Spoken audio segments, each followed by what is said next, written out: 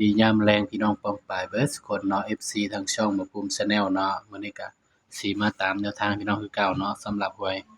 ลาวสตาร์เนาะพี่น้องเนาะของงวดวันที่4เนาะพี่น้องเนาะมาเบิ่งผลมันออกนำกันเลยพี่น้องเด่นให้เด่น7เนาะพี่น้องเนาะสำหรับเด่น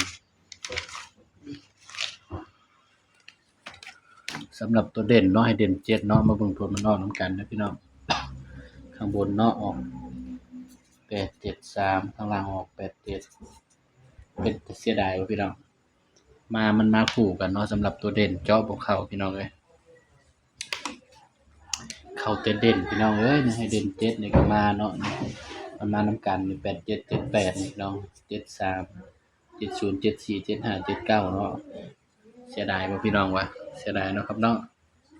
เพราะฉะนั้นก็ไปกันต่อเนาะพี่น้องเนาะงวดวันที่5แล้วพี่น้องเด้อบัดนี้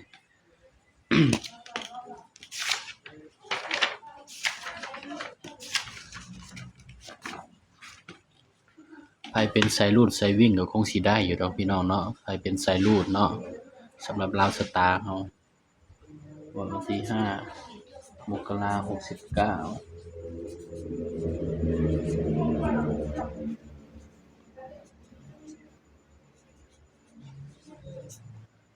หวยลาวสตาร์เด้อพี่น้องเด้อแม่มันทักไปใส่แล้วบัดอีกจังได๋ล่ะบัดนี้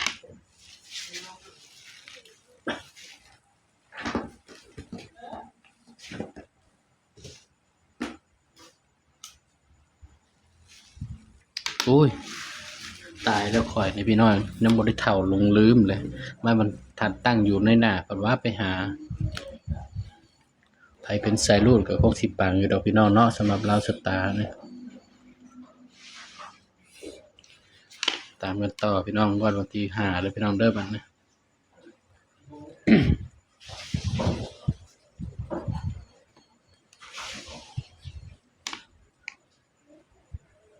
สำหรับเด่นเนาะเด่น6กับ7คือเก่าเด่น6กับ7เด้อครับเด้อในสำหรับลาวสตาร์เฮางวดวันที่5เนาะเด่น6กับ7ย้ำว่าตัวเลขเป็นเพียงแนวทางเด้อพี่น้องมักก็ตามบ่มักก็เลื่อนผ่านเนาะครับเนาะบ่าวก็ให้เพื่อเป็นแนวทางเท่านั้นมาจับคู่นำกันเลยพี่น้องบัดนี้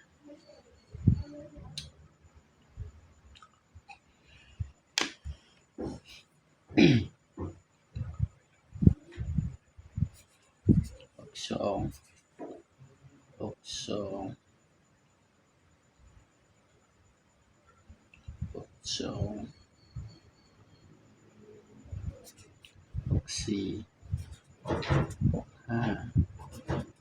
68 72 74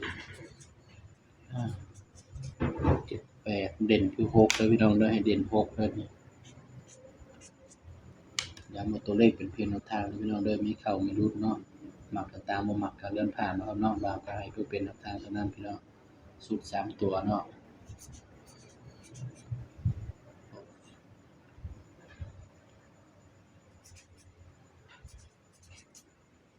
นี่คือสูตร3ตัวพี่น้องสำหรับคลิปนี้เนาะก็ฝากพี่น้องเพจมีเนาะอย่าลืมกดไลค์กดแชร์กดติดตามช่องบ่ภูมิ Channel ด้วยเด้อพี่น้องเด้อสำหรับคลิปนี้ก็สวัสดีครับ